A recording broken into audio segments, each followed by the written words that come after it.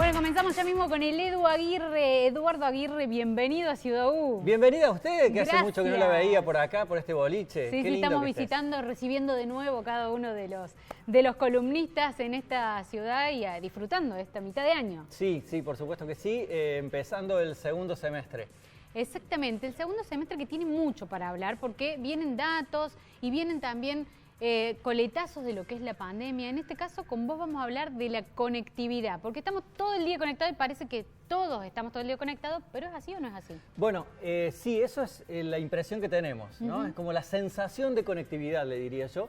Y sucede que hace 10 días más o menos estuve en un congreso de tecnología y más allá de que se presentaron las tecnologías y la evolución tecnológica de lo que vamos a ver en materia de redes, de conectividad, de infraestructura tecnológica, también estuvieron presentes algunas organizaciones que tienen que ver con justamente el despliegue de conectividad en nuestra región, en Latinoamérica. Era un congreso donde se hablaba específicamente de la situación latinoamericana.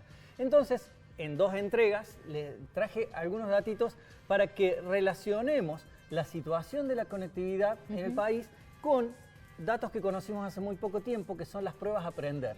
Bien, ¿no? sí. Porque es muy importante ver cómo el déficit de conectividad hace a la mayor o menor posibilidad de aprender justamente, de la evolución en el aprendizaje. Mira, por ejemplo, la GCMA, que es una institución que agrupa a todas las empresas de telecomunicaciones, marca que tenemos el 97% del territorio de Latinoamérica cubierto con conectividad, o sea, tienen internet, tienen acceso. Claro, pero el 44% de la población latinoamericana no se conecta, aún teniendo la posibilidad de hacerlo. ¿Y por qué no se conecta? Primero porque dice no saber cómo hacerlo. Claro. Por ejemplo, puede ser adultos mayores. Por supuesto. O sectores absolutamente vulnerables. Sí. Pobres. A mí no me gusta hablar con neologismo en este sentido. Cuando hablamos de personas que no tienen acceso también a la tecnología. Acceso. La pobreza produce esto. Entonces, hay un 44% de personas que dice que no se conecta habitualmente porque no sabe cómo hacerlo o de repente no se siente seguro para hacerlo. Ese es un dato realmente demoledor. Porque me puedo mandar alguna macana. Totalmente. Así sería. Ahora, ¿sabés que a nivel mundial todavía falta el 37% de la población de incluir? En Latinoamérica es un número menor, pero son 100 millones de personas las que todavía no tienen ningún tipo de conectividad. Ningún tipo de acercamiento, dando que también muchos trámites, mucho el aprendizaje, muchísimas cosas se hacen netamente ya en Internet. Totalmente. Y estas 100 millones de personas son en su mayoría mujeres. Bien. Fíjate el dato. O sea, la brecha también está en las mujeres. La brecha es socioeconómica y también de género. Bueno, Edu, estos datos nos sirven a nosotros para relacionarlos con las pruebas a aprender. En un minutito vamos a estar hablando de eso para ver qué ha pasado allí con los resultados y qué relación encontramos con la conectividad. ¿Te parece? Perfecto. Volvemos con Eduardo Aguirre a hablar de tecnología, a hablar de conectividad. Estábamos hablando de la diferencia de la cantidad de personas que están conectadas en el mundo y quienes quedan fuera de la conectividad.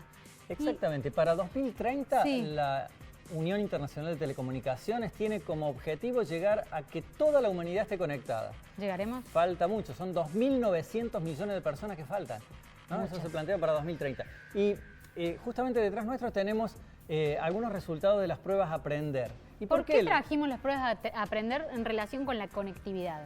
Justamente, Coti, porque tiene mucho que ver en realidad los magros resultados que se han obtenido en este 2021, porque tiene mucho que ver, incidió muchísimo la situación de la pandemia.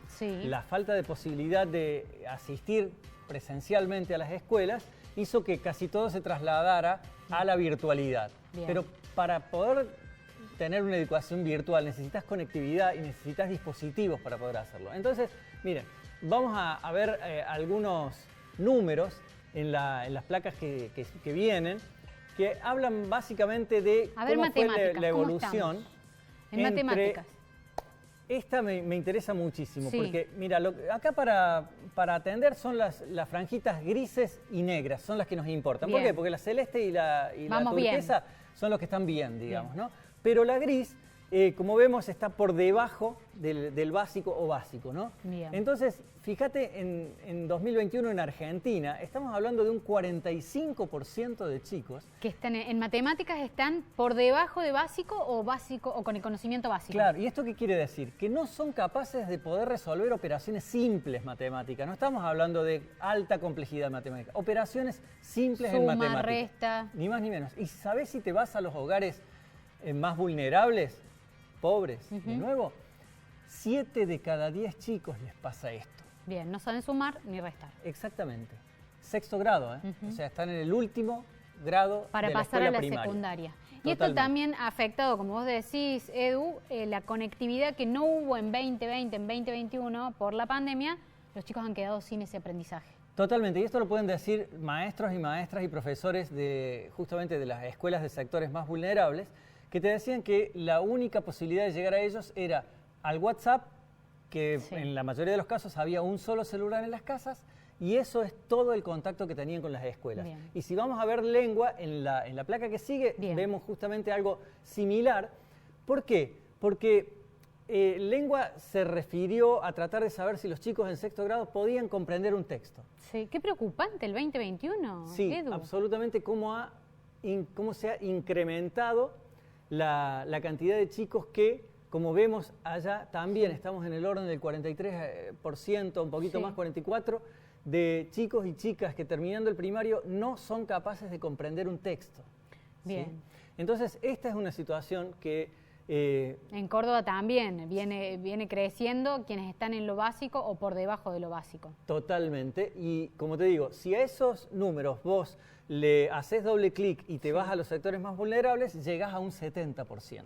Lo mismo que pasaba en matemática pasa en lengua en el último grado, chicos que no saben ni siquiera comprender un texto. Hablamos recién con Moni fuera de cámara, me decía, no saben escribir su nombre. Claro. Edu, la pregunta es, por ahí cuando estábamos en la pandemia hablábamos de que la conectividad es una oportunidad para mejorar el aprendizaje o mejorar el conocimiento, que la virtualidad viene a ayudar a la educación. ¿Cómo hacemos para lograr que esto sea posible en todos estos sectores en donde no hay ni siquiera conectividad? Hay dos cosas urgentes que hacer. Proveerles a los chicos de los sectores más pobres dispositivos y conectividad gratuita. Es absolutamente indispensable que no tengamos conectividad gratuita en el Paseo del Buen Pastor, sino en los barrios más pobres de la ciudad, que estén absolutamente iluminadas con Wi-Fi gratuito en esos sectores y que además tengan un dispositivo exclusivo para poder aprender. Gracias, Edu Aguirre. Ese es el desafío 2022 para ver si mejoramos, para ver si unimos esto del aprendizaje con la conectividad y llegar a los sectores más vulnerables.